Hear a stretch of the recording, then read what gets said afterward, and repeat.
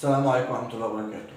دلوقتي بنتكلم في الفيديو ده عن انك انت شغلك اللي انت بتشتغله دايما طول الوقت عند العميل بيخليك تبقى في لود عليك انك انت لازم تخلص الشغل ده بأسرع وقت ممكن وبأعلى كفاءة. ولكن في حاجة تانية ممكن تبقى مش واخد بالك منها.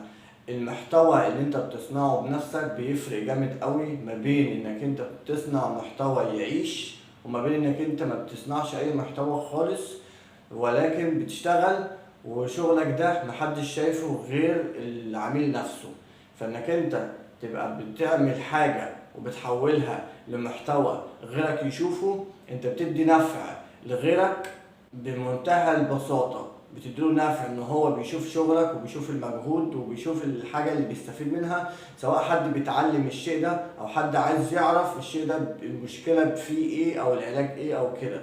فانت بتقرب المسافة على عميلك وبتقرب المسافة على الجمهور، انك انت عندك تكييف في مشكلة وفي نفس الوقت بيشوف في الفيديو المشكلة ديت وبيقدر يقيم العلاج بتاعها والحل، وفي نفس الوقت بيبقى عارف ان الفن اللي جايله هيشتغله ولا الفن اللي جايله ده فاهم في الشغل اللي هو هيعمله.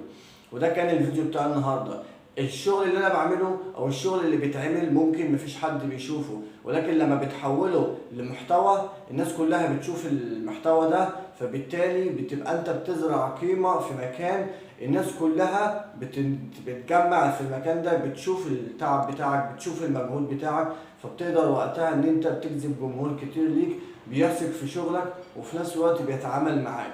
وده الغرض من الفيديو ده. المجهود اللي ممكن لازم تتعلم ازاي تحول الشغل بتاعك لاونلاين عن طريق فيديو، عن طريق انك انت بتوصل معلومة لحد.